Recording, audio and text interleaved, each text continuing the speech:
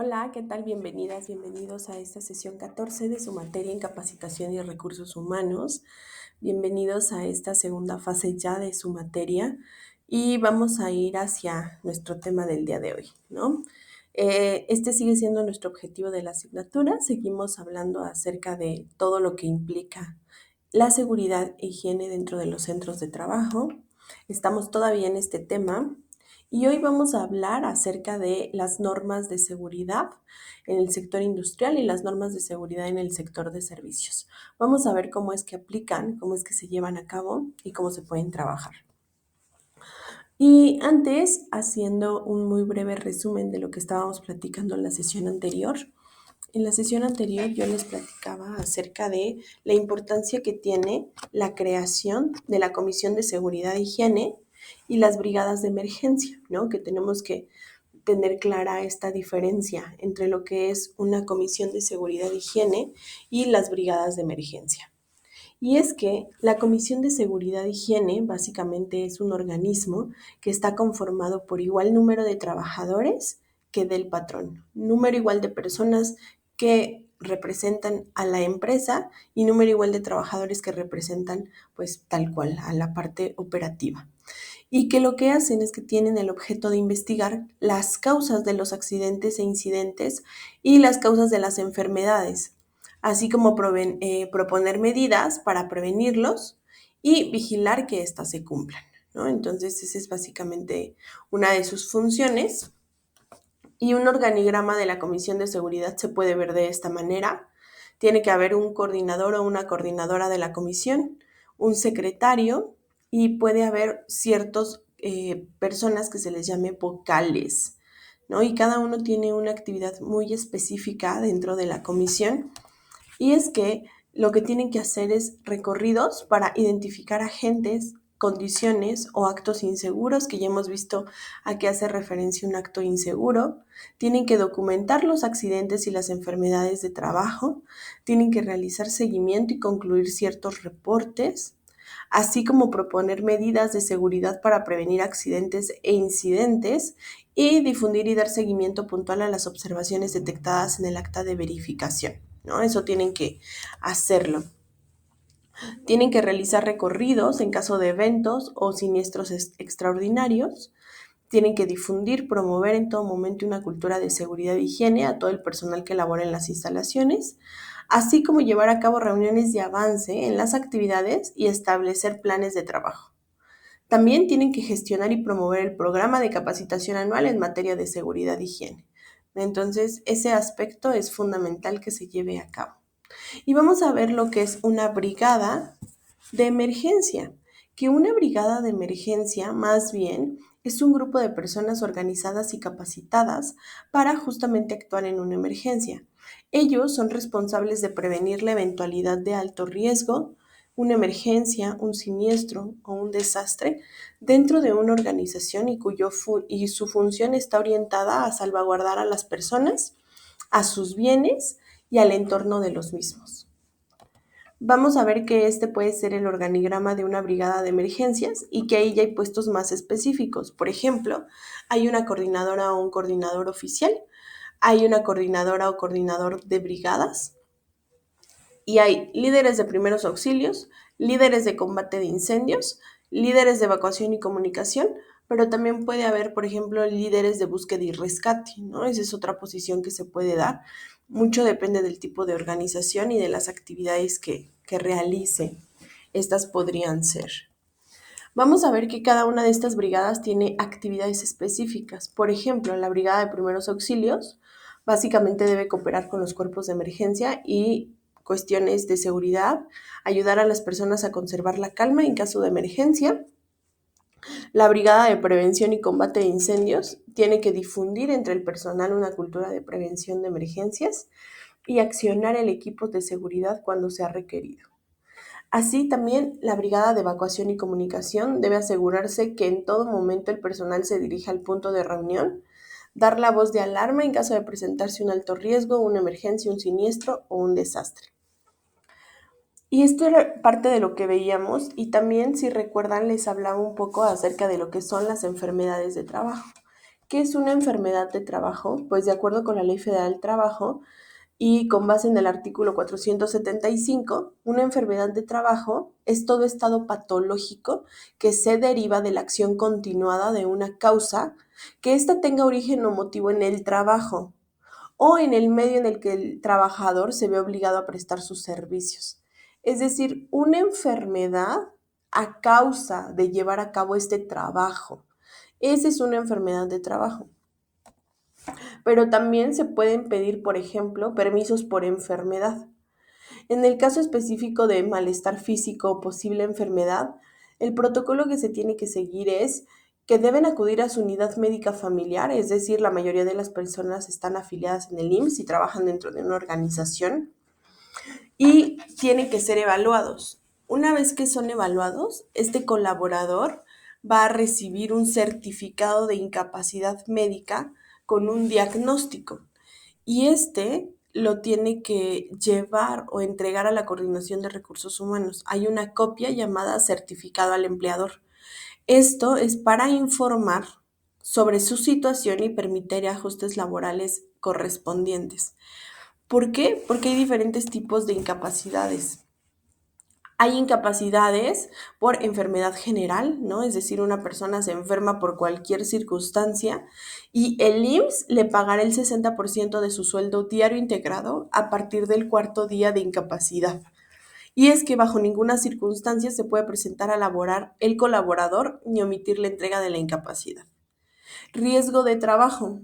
El IMSS en este caso va a pagar el 100% del sueldo diario integrado al colaborador a partir del primer día de incapacidad y se puede comprobar el riesgo de trabajo llenando un formato llamado ST7.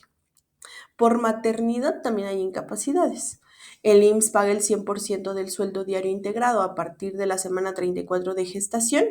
Se expedirá una sola incapacidad por 84 días naturales, el cual contempla tanto el periodo prenatal como el periodo postparto. Estos son los tipos de incapacidades que podemos tener.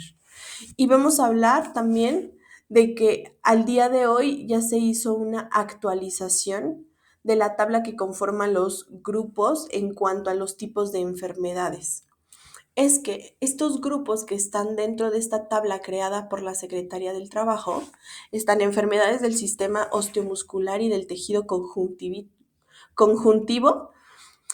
enfermedades del ojo y del oído, enfermedades infecciosas y parasitarias, enfermedades del sistema circulatorio de la sangre y de los órganos hematopoyéticos, enfermedades del sistema respiratorio ya se actualizaron, intoxicaciones, enfermedades de endocrinología y genitourinarias, cáncer de origen laboral, trastornos mentales ya se agregaron como parte de una enfermedad laboral y enfermedades del sistema digestivo, que estos son muy interesantes, porque las enfermedades que se incorporaron y que destacan ya es COVID, estrés grave, depresión, ansiedad, trastorno de la adaptación. Se agregaron 30 tipos de cáncer de origen laboral, pérdida de embarazo, infertilidad, endometriosis y enfermedades por intoxicación. Todas estas ya forman parte de las enfermedades laborales, es decir, a causa del trabajo puedo sufrir estas situaciones. Y ahí nos dice cada una de ellas por qué se puede dar, ¿no?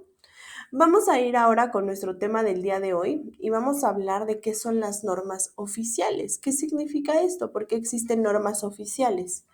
Y bueno, pues las normas oficiales mexicanas básicamente pueden ser de seguridad, de salud y hay diferentes tipos de normas. Pero específicamente las normas son regulaciones que establecen cuáles deben ser las condiciones mínimas de seguridad y salud en los centros de trabajo. Estas normas son obligatorias, se tienen que cumplir de manera obligatoria y son emitidas por la Secretaría del Trabajo y de Previsión Social, es decir, la STPS. Aquí les voy a mostrar algunos diferentes tipos de normas de seguridad y salud en el trabajo que al día de hoy han salido. No vamos a ver a detalle todas, vamos a ver un par de ellas para que ustedes las conozcan, sobre todo las que considero que son más relevantes como recursos humanos, entender, conocer, aplicar por la relevancia que tiene y las vamos a ir viendo, pero dentro de las normas de seguridad y salud que en el trabajo que existe está la NOM 06, que es de manejo y almacenamiento de materiales, la NOM 030, que es sobre servicios preventivos de seguridad y salud en el trabajo, la NOM 31, que es la construcción y condiciones de seguridad y salud en el trabajo, la NOM 036 en su versión 1, que es factores de riesgo ergonómico en el trabajo, que ahorita la vamos a ver, la NOM 017, que habla sobre el equipo de protección personal y cuál debe ser. La NOM 24, que habla sobre vibraciones, es decir, condiciones de seguridad e higiene en los centros de trabajo. Y la NOM 25, que habla acerca de condiciones de iluminación en los centros de trabajo. Básicamente, el nombre de una norma se conforma por sus primeras tres letras, o bueno, el acrónimo, que es NOM, es decir, Norma Oficial Mexicana, un número consecutivo que la Secretaría del Trabajo le está asignando. STPS significa Secretaría de Trabajo y Previsión Social, y este dato significa el año en el que se actualizó o se emitió. Por ejemplo, esta dice 2023. Por ser una norma muy pequeña, quiere decir que en ese año se actualizó. ¿Por qué? Porque si se dan cuenta, en el 2018 ya iban en la 36, entonces no pueden crear de la nada una 6. Más bien este año se actualizó. La última actualización es del 2009, la del 2011, 2018, 2008, 2001 y 2008. Entonces, este es el año en el que se actualizó o se emitió. Vamos a ver que el objetivo que tienen las normas es que permiten a las empresas identificar los riesgos a los que se exponen sus trabajadores y sobre todo a tomar medidas preventivas. ¿Cuáles son los objetivos de la NOM?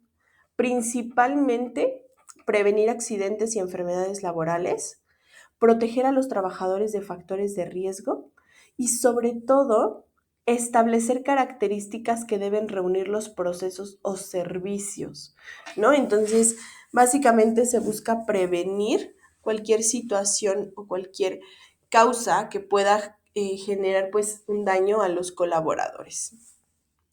Vamos a hablar de la primera NOM, que es los requerimientos de la NOM 035, que se llama Factores de Riesgo Psicosocial en el Trabajo. Vamos a hablar acerca de su identificación, análisis y prevención. Vamos a hablar de esta norma, que es la NOM 035. Es una norma oficial mexicana que se publicó en el 23 de octubre del 2018 y es aplicable a todo el territorio nacional. Cualquier empresa está obligada a aplicarla. Ayuda a identificar los riesgos psicosociales que se pueden presentar en cualquier actividad laboral, mismos que las empresas tienen que analizar. Esta norma establece los requisitos para poder identificar y analizar los factores de riesgo psicosocial y evaluar el entorno organizacional. Asimismo, orienta a adoptar medidas para la prevención y acciones de control dependiendo de esta clase de riesgos. Pero si ustedes se preguntan, ¿qué es un riesgo psicosocial? Pues bueno, como hemos hablado, tiene que ver con el trabajo. Y es que derivado de la naturaleza de las funciones del puesto, derivada de la jornada de trabajo y la exposición a acontecimientos traumáticos severos, que ahorita vamos a ver qué es eso, o actos de violencia, el trabajador puede desarrollarlo. Entonces, este es derivado a las funciones, a la jornada, a los actos de violencia que pueden haber dentro del centro de trabajo, puede generarse lo que son los riesgos psicosociales. Un riesgo psicosocial es aquel que puede provocar trastornos de ansiedad, trastornos en el ciclo de sueño y vigilia y trastornos de estrés grave y de adaptación. Y es que si dentro del centro de trabajo aumentan los factores de riesgo psicosocial, el estrés y la tensión, lo que van a generar es alteraciones en el sueño. ya sea que la persona quiera dormir demasiado o no pueda dormir casi nada. Cambios en el estado de ánimo, ¿no? Cambios en de que de repente está muy tranquilo y emocionado y de repente está muy enojado. Síntomas conductuales, agresividad, irritabilidad, enojo. Síntomas físicos, dolor de cabeza, dolor de estómago, náuseas, ¿no? Desmotivación laboral, burnout y la muerte, que básicamente cuando hablamos de burnout es este desgaste físico severo que puede tener una persona a causa del trabajo. Entonces es un aspecto que se tiene que cuidar para evitar que suceda. Vamos a ver que existen algo llamado acontecimientos traumáticos severos. Estos acontecimientos traumáticos severos son experimentados durante o con motivo del trabajo y básicamente se caracterizan por la ocurrencia de la muerte o bien la presencia de un peligro que se considera un peligro real para la integridad física de una o de varias personas.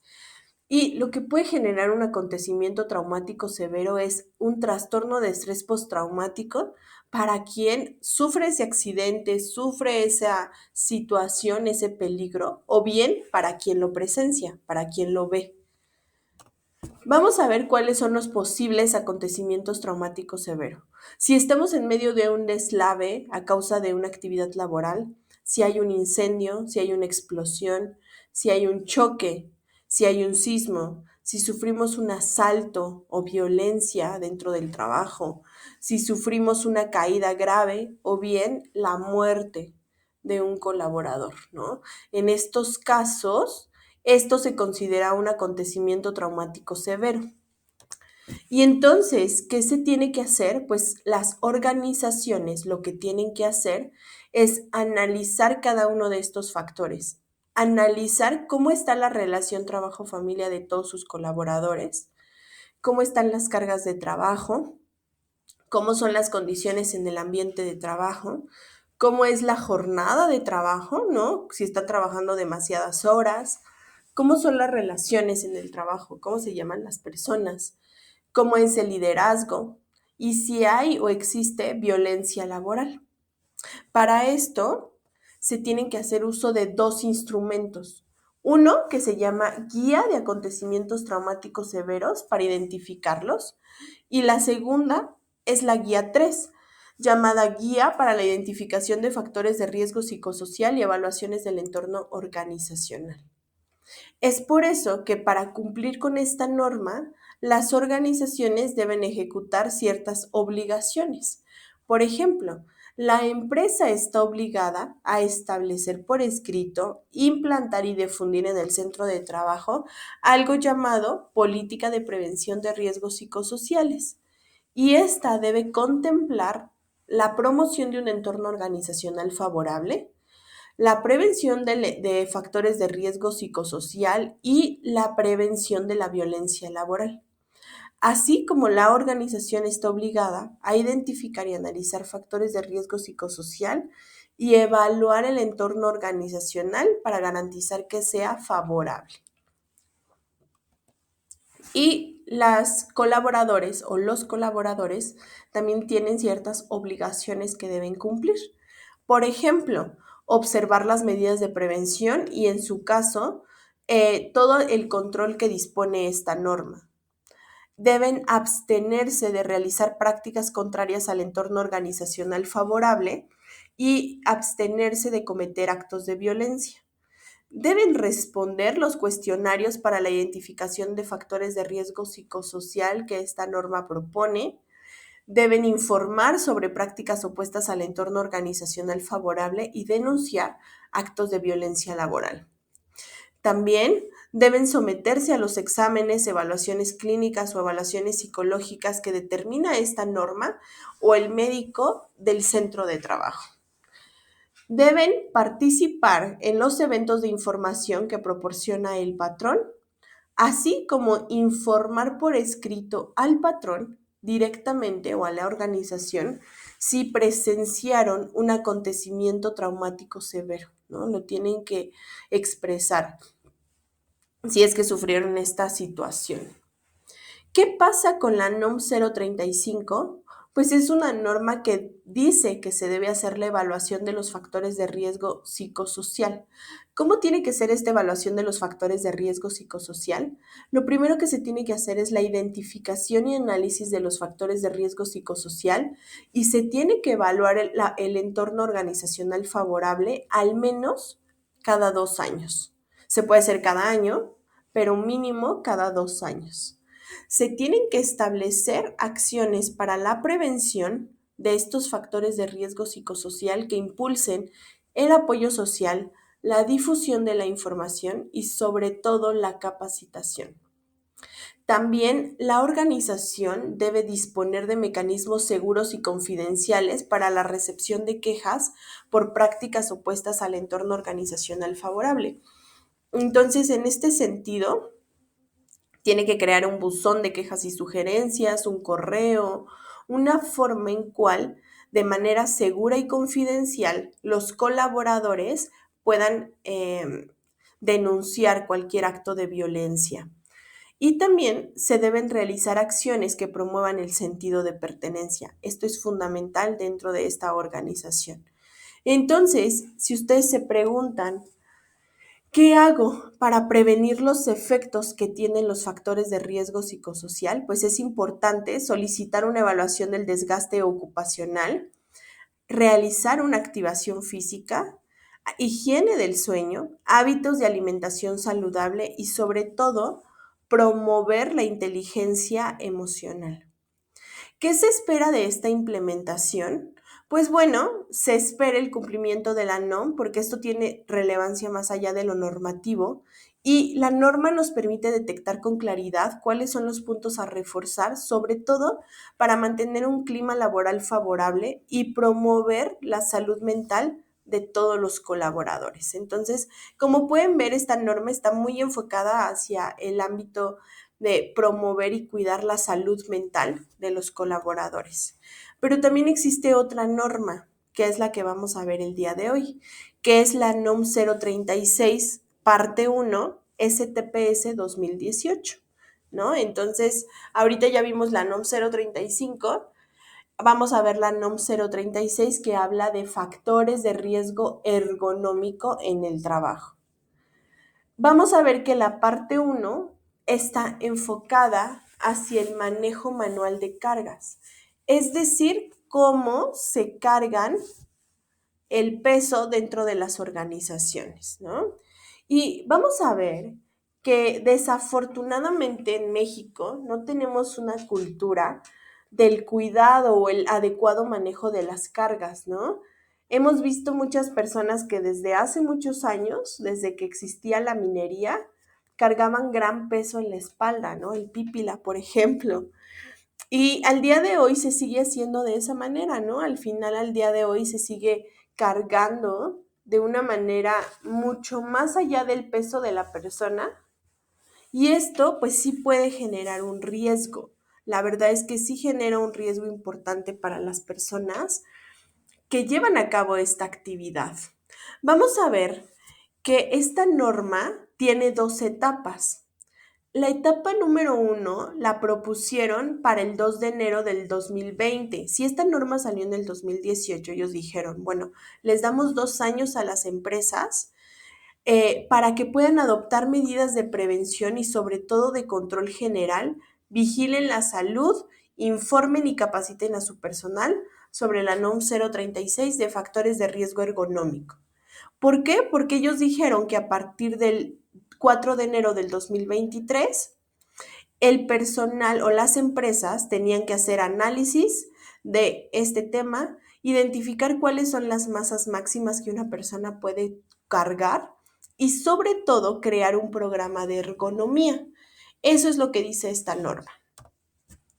Y bueno, pues vamos a hablar un poco del contexto del manejo manual de cargas. ¿A qué hace referencia? Dándoles un par de números al respecto, al día de hoy, más de 6,500 personas mueren por enfermedades profesionales. Profesionales que yo les mencionaba hace rato. Cualquier tipo de enfermedad profesional. Más de 7.500 personas mueren cada día debido a condiciones de trabajo que se consideran que pueden ser insalubres o inseguras. Y es que entre 5 y 7% de las muertes a nivel mundial tiene que ver con que 1.000 personas mueran por accidentes de trabajo.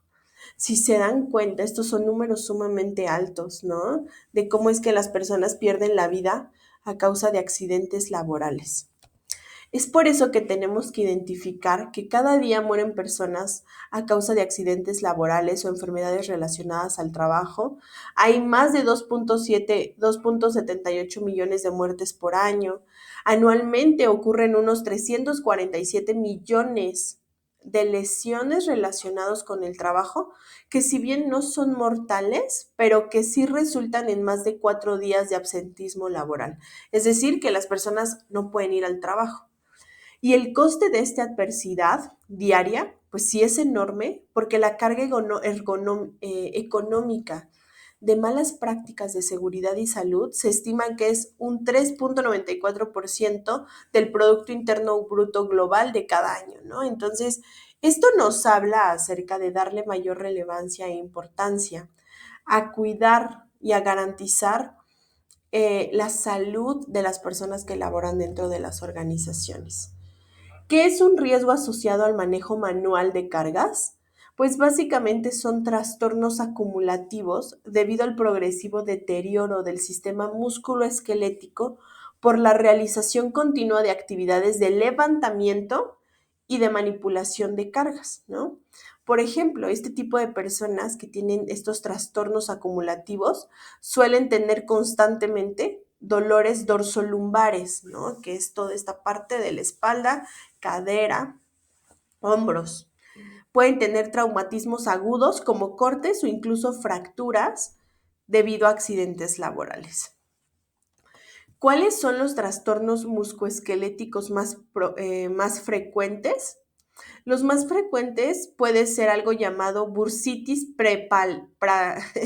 prepatelar, ¿no? Ese es uno de los trastornos musculoesqueléticos más comunes.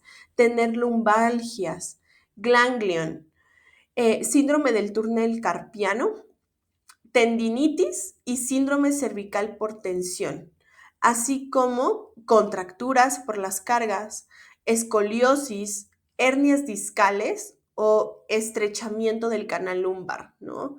A causa de las cargas que se están realizando y que se tienen que cuidar. Entonces, vamos a ver qué es lo que aumenta la probabilidad de que ocurran riesgos ergonómicos. ¿Por qué aumenta?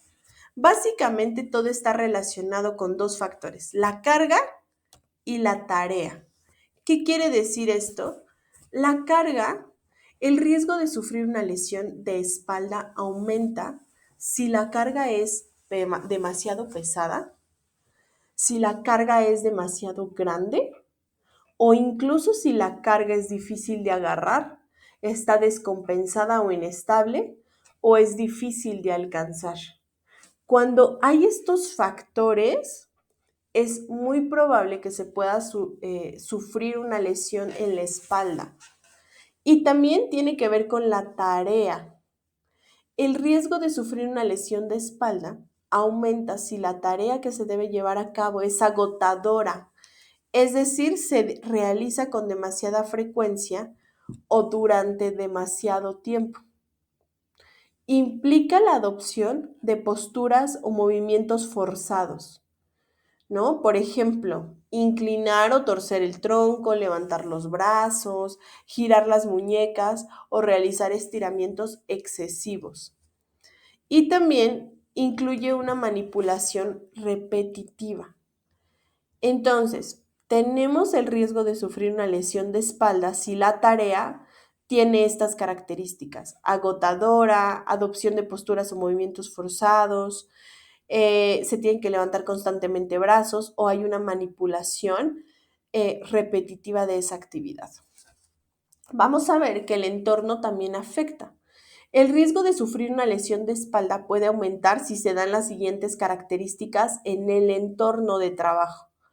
Si hay espacio insuficiente, si hay un suelo desigual, inestable o resbaladizo, si hay cambios bruscos de temperatura o si hay iluminación insuficiente. Si esto pasa, se puede sufrir una lesión de espalda. Vamos a ver que también esto se puede dar a causa de las personas. ¿Qué quiere decir?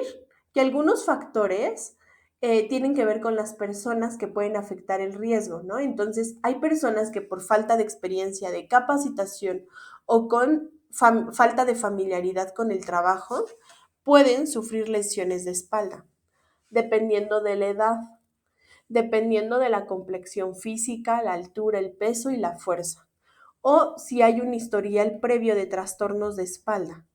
Si esto sucede, las personas están propensas justamente a sufrir este tipo de situaciones. Continuando con la NOM 036, vamos a ver los requisitos que tiene esta norma y aquellas cosas que nos pide para identificarlo. Ya vimos que aumenta la probabilidad de sufrir riesgos y ahora vamos a ver cuáles son los requisitos de la NOM 036 en su parte 1 de la Secretaría del Trabajo. Y es que básicamente el objetivo que tiene esta norma es establecer los elementos para poder, uno, identificar, pero también analizar, prevenir y controlar los factores de riesgo ergonómico en los centros de trabajo. Todo esto derivado del manejo manual de cargas a efecto de prevenir las alteraciones a la salud de los trabajadores. Porque recordemos que el objetivo que tienen estas normas oficiales mexicanas es prevenir enfermedades y prevenir lesiones o accidentes de trabajo. Entonces, ese es el objetivo que tiene esta norma, establecer estos lineamientos para identificar, analizar y prevenir estos factores. Vamos a ver que entre el campo de aplicación que tiene esta norma se rige en todo el territorio nacional, es decir, en todo México, y aplica en todos los centros de trabajo donde existan trabajadores cuya actividad implique realizar el manejo manual de cargas de forma cotidiana, más de una vez al día. Si hay personas que por su actividad manejan cargas de forma cotidiana, esta norma debe aplicar. Y para ello vamos a identificar diferentes tipos de definiciones clave. Lo primero es que tenemos que entender qué es un manejo manual de cargas o qué es una carga manual. Cuando hablamos de una carga manual, hablamos de la actividad que desarrolla uno o varios trabajadores para levantar, empujar, bajar, jalar, transportar o estivar materiales empleando su fuerza física, utilizando o no equipo auxiliar. Ese es el manejo manual de cargas y se considera como una carga aquella masa que es mayor o igual a 3 kilos. Entonces, si nuestros colaboradores dentro de la organización levantan, bajan, empujan, jalan, transportan o estiban materiales que tienen un peso mayor o igual a 3 kilos, aplica la NOM 037. Vamos a ver otra definición, que es levantar y bajar cargas. Cuando hablamos de bajar o levantar cargas, nos referimos a aquellas actividades o tareas que son realizadas de forma manual, sin ayuda de maquinaria, pero que sí producen un momento de fuerza con la columna vertebral, con las extremidades superiores e inferiores, y que no importa la dirección, pero hay ese levantamiento de las cargas. En el levantamiento, la fuerza se realiza contra la gravedad y a favor de ella al bajar la carga, ¿vale? Esta es otra definición. Entonces, ¿cuáles son las recomendaciones para ese levantamiento y bajada y la bajada de las cargas? Que la espalda esté recta, que levantemos lentamente la carga, que los pies estén firmes en el suelo y estén separados al ancho de los hombros, que la cabeza esté mirando al frente, que se mantenga la carga cerca del cuerpo y que tomemos la carga con toda la mano. Estas recomendaciones van a ayudar a que el levantamiento de cargas no genere una lesión en la espalda. Vamos a ver otras definiciones. ¿Qué es transportar cargas? Cuando hablamos de transportar cargas, definimos como aquella actividad o tarea que consiste en mover una carga horizontalmente, mientras ésta se sostiene únicamente mediante con la fuerza humana, es decir, de forma manual, como lo estamos viendo en esta parte, ¿no? Como lo estamos viendo aquí. Que aquí en este caso pues ya es un transporte de cargas, no con la fuerza humana, sino a través de un instrumento o una herramienta que nos ayuda a transportar. Vamos a ver otra definición. Transportar cargas significa justamente esta fuerza que se utiliza. Peligro ergonómico.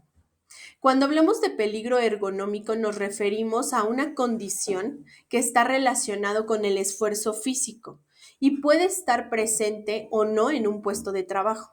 Lo ideal es que no haya peligros ergonómicos, pero puede estar presente. Si está presente, es posible que la persona expuesta a esta condición pueda sufrir un daño. Podemos sufrir un daño a causa del esfuerzo físico. ¿Qué pasa con un mesero, por ejemplo, ¿no? Que está cargando? ¿Qué pasa con un montacarguista, con un cargador, con alguien que estiba cajas? Pues al final puede sufrir un peligro ergonómico. Y bueno, pues vamos a ver que tenemos que llevar a cabo algo llamado estimación simple del nivel de riesgo o una evaluación rápida, que cuando hablamos de este término se refiere a la valoración inicial de las condiciones en que se realiza el manejo manual de las cargas, a fin de identificar de forma cualitativa, es decir, a través de cualidades, el nivel de riesgo al que esté expuesto nuestro trabajador. Tenemos que identificar si por la cantidad de trabajo que realiza puede estar expuesto a este riesgo o no. Tenemos que identificarlo. También tenemos que hacer una evaluación específica del nivel de riesgo. Una evaluación simple y una evaluación específica del nivel de riesgo. Esta es aquella evaluación de los factores de riesgo no ergonómico en la cual vamos a determinar la magnitud del riesgo derivado de las actividades o tareas del manejo manual de cargas. Y bueno, para esto vamos a hacer uso de métodos que permiten realizar una valoración del riesgo de una manera detallada con base en las condiciones que se desarrollan las actividades. ¿Cómo? Podemos hacer un método de levantamiento simple de cargas. Podemos usar un método de levantamiento compuesto de cargas, un método de levantamiento variable, un método de la ecuación de NIOS, un método de evaluación de actividades para empujar o jalar cargas de acuerdo con otra norma, que esta es una ISO porque es una norma internacional, o hay otro tipo de métodos para hacer evaluaciones sobre los factores de riesgo ergonómico. ¿Qué obligaciones tiene la organización? Las empresas están obligadas a seguir o cumplir con ciertas actividades para evitar el riesgo ergonómico. Lo primero que está obligado el patrón es a contar con un análisis de factor de riesgo ergonómico debido al manejo manual de cargas. Si una persona tiene el manejo de cargas de más de 3 kilos, de 3 o más kilos, ya está obligado a hacer este análisis. Está obligado a adoptar medidas de prevención y control para reducir o eliminar factores de riesgo ergonómico en el centro de trabajo debido al manejo manual de las cargas. Debe efectuar la vigilancia de la salud de los trabajadores ocupacionalmente expuestos. Si por el trabajo están expuestos a este riesgo ergonómico, tienen que hacer una vigilancia. Informar a los trabajadores sobre las posibles alteraciones a la salud por el manejo manual de cargas. Proporcionar capacitación y adiestramiento al personal ocupacionalmente expuesto sobre cuáles deben ser los procedimientos de seguridad y las prácticas de trabajo seguro o cuáles deben ser las medidas de prevención y de control. De eso está obligada la empresa. Otras de las obligaciones, pero esta vez de los trabajadores, los colaboradores están obligados a observar las medidas de prevención y control, así como a observar cuáles son los procedimientos de seguridad, cuáles son las prácticas de trabajo seguro que dispone la norma y que sobre todo establece la organización para prevenir estos riesgos. Debe dar aviso de inmediato al patrón o a la Comisión de Seguridad e Higiene, que recuerdan que hablábamos de ella al principio, sobre cuáles son las condiciones inseguras que advierten durante el desarrollo de sus actividades. Deben mantener ordenados, limpios y libres de obstáculos sus lugares de trabajo y las áreas comunes. Algo que también deben hacer como parte de las obligaciones de los trabajadores es desempeñar su trabajo de una manera segura para evitar riesgos. Deben informar al patrón sobre cuáles son las afectaciones a su salud o las posibles limitaciones que tienen para realizar ciertas actividades. Tienen que participar en la capacitación, en el adiestramiento y en los eventos de información que proporciona la empresa a efectos de esta norma. Deben también cumplir con el hecho de someterse a exámenes médicos que determine la presente norma o deben acudir con el médico de la empresa, si es que la empresa tiene un médico, conforme a lo dispuesto en el capítulo 9 que viene en esta norma. Vamos a ver que tenemos que llevar a cabo el análisis de los factores de riesgo ergonómico debido al manejo manual de cargas. ¿Qué significa esto? Los centros de trabajo deben aplicar una evaluación específica directamente en caso de que no sea necesario realizar la estimación del nivel de riesgo. Tienen que hacer estas 3 actividades. La identificación de las actividades que conlleven a factores de riesgo ergonómico debido a manejo manual de cargas. Es decir, yo como empresa tengo que identificar qué actividades me podrían sugerir un riesgo ergonómico. Oye, estas personas sí cargan cajas, estas personas sí transportan cajas, si suben y bajan cajas o cargas, y eso hace que puedan sufrir un riesgo ergonómico. Entonces los tengo que identificar. 2, tengo que estimar de una manera simple el nivel de riesgo. Tengo que hacer una evaluación rápida de las actividades identificadas. A ver, esta actividad sí es necesaria, sí genera un riesgo o no lo hace. Y después tenemos que aplicar la evaluación específica del nivel de riesgo. Y es que cuando el resultado de la evaluación rápida no permita determinar el nivel de riesgo o las condiciones aceptables, o cuando a pesar de la implementación de medidas correctivas sigue existiendo algún riesgo para el colaborador, ¿no? Si sigue existiendo este riesgo, tenemos que aplicar una evaluación específica. Esta es la tabla 1 que habla acerca de la masa máxima que puede levantar o bajar un trabajador de acuerdo con su edad y su género. Y si se dan cuenta, muchas veces no se cumple con esto. Por ejemplo, la masa máxima que pueden cargar hombres o mujeres menores de 18 años son 7 kilos.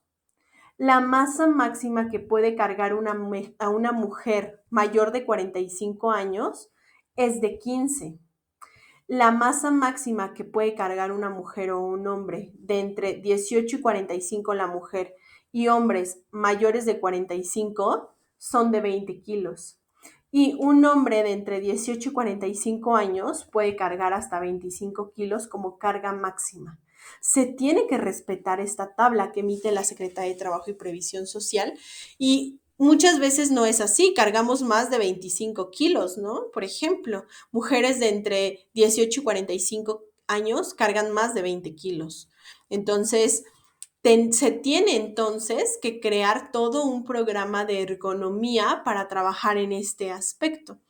El programa de ergonomía para el manejo de cargas debe contener los puestos de trabajo que están sujetos al programa, es decir, quienes forman parte de este programa, las medidas de control técnico y administrativo que deben adoptarse, cuáles son las fechas programadas para su ejecución, mismas que no deberán ser de más de un año, es decir, ¿qué voy a hacer para reducir el peligro ergonómico, para manejar de una mejor manera las cargas?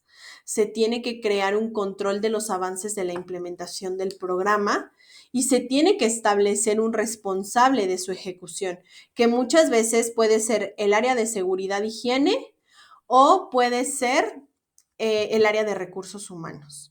Y posteriormente a esta aplicación se deben establecer medidas de control para evitar que siga sucediendo. Así como se tiene que crear todo un plan y programa de capacitación y adiestramiento. Los centros de trabajos deben llevar el registro de la capacitación y el adiestramiento que proporcionan al personal que está ocupacionalmente expuesto. Es decir, que por el tipo de trabajo que realizan pueden sufrir este riesgo ergonómico. ¿Qué debe contener esta capacitación y adiestramiento? El nombre y puesto de los trabajadores a quienes se les capacitó, la fecha en que se les proporcionó la capacitación, qué temas fueron impartidos, quién fue el instructor y, en su caso, el número de registro como agente capacitador externo ante la Secretaría de Trabajo y Previsión Social. Esto es lo que se debe colocar. También se debe crear un informe del análisis y del programa de ergonomía. Y es que el análisis de los factores de riesgo ergonómico debido al manejo manual de cargas debe constar de un informe que contenga los datos del centro de trabajo, como es su nombre, su denominación social o su razón social, domicilio completo, cuál es su actividad principal. Debe determinar las actividades realizadas en el centro de trabajo que conllevan a la exposición de factores de riesgo ergonómico debido al manejo manual de cargas sujetas a análisis. El resultado de la estimación del riesgo al que se refiere el numeral 7.3 tiene que ser resultado de la evaluación específica y señalar por qué se llegó a esa conclusión, ¿no? Si yo digo no hay riesgo, yo tengo que formular por qué digo que no hay riesgo. O si yo digo hay un riesgo alto, tengo que fundamentar por qué lo creo de esa manera. También el análisis de los factores de riesgo ergonómico deben contener todo este tipo de datos, así como las conclusiones derivadas de la identificación y el análisis, cuáles son las recomendaciones y acciones de prevención y control, los datos de la persona que fue responsable de la elaboración, el nombre completo de la persona, su número de cédula profesional y la información de los documentos que avalen su capacitación en el análisis de factores de riesgo ergonómico debido al manejo manual de cargas cuando se realice una evaluación específica. ¿Por qué? Porque la persona que elabora este informe debe ser un profesional capacitado para ello. Debe contar con la licencia debida para poder hacer esta evaluación, ¿no? Entonces es importante que se cuente con esto. ¿Qué cambios establece esta norma y por qué es importante implementarla dentro de los centros de trabajo? En primer lugar, porque lo que busca es que haya límites para la masa máxima que cada trabajador puede cargar. Esto es importante, garantizar que cada trabajador tenga este límite máximo de carga para evitar un daño o una lesión. Estos límites van a depender del género y de la edad de cada evaluado.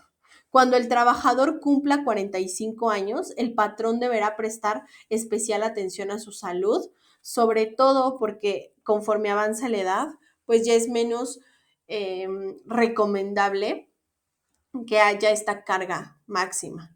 Los trabajadores que hagan esfuerzo físico deben ser evaluados por médicos para que se pueda demostrar que cuentan con la aptitud física necesaria. Los centros de trabajo deben señalar y enseñar cuáles son las técnicas adecuadas para realizar las tareas de forma segura, ¿no? Si es un operador que tiene que cargar ciertas tablas, ciertas tarimas, ciertas cajas, pues se le tiene que mostrar cómo lo debe hacer, se le tiene que mostrar la forma correcta. Las áreas de tránsito deben estar libres de obstáculos. Porque imaginen una persona que va cargando, pues no tiene visión enfrente, debería tener la caja a esta altura, pero hay personas que lo cargan de este modo, ¿no? Entonces, de esa manera, pues no hay mucha visibilidad. Se deben establecer adecuados periodos de descanso. Si la actividad de carga y descarga es constante, todo el tiempo la están realizando, se tienen que establecer ciertos periodos de descanso para garantizar que la persona no se pueda lesionar. Y sobre todo, que es algo fundamental, es el calentamiento antes de empezar. Este calentamiento básicamente habla de que la persona tiene que calentar sus músculos para evitar alguna lesión. Esto hay ejercicios muy prácticos que se pueden llevar a cabo. Hay ejercicios que permiten como llevar a cabo calentamiento de los músculos y pues al día de hoy esta norma pues se establece dentro de todas las organizaciones. Sí es importante que toda organización le preste atención a este factor, que realmente se le dé la relevancia que tiene y que se garantice que pues se está cuidando y protegiendo la salud de los colaboradores. El día de hoy vimos dos normas, ¿no? Que fue NOM 035, factores de riesgo psicosocial, y NOM 036, factores de riesgo ergonómico. Estos son los diferentes riesgos que hay dentro de las organizaciones, sin importar si es una empresa de servicios o es una empresa de fabricación. Ambas deben implementar estas normas. Hay algunas que tienen más riesgo que otras. Por ejemplo, si es una empresa donde es un corporativo, quizá no es tan probable este tipo de riesgos, pero sí es importante cuidar este aspecto para garantizar cómo es que se lleva a cabo, ¿vale? Entonces, es importante garantizar un adecuado manejo de cargas. Entonces, yo les recomiendo que puedan revisar esta norma, que la puedan ustedes, yo les voy a mandar los archivos a Classroom para que los puedan consultar, pero ahí pueden ver todo el detalle y pueden ver que sin importar el tamaño de la empresa, esto puede aplicar. Entonces, en las siguientes sesiones lo vamos a ver con mayor detalle. Les agradezco mucho su tiempo, su atención. Espero que pasen un excelente fin de semana, que hayan llegado hasta el final de esta sesión y nos vemos en la próxima. Hasta luego.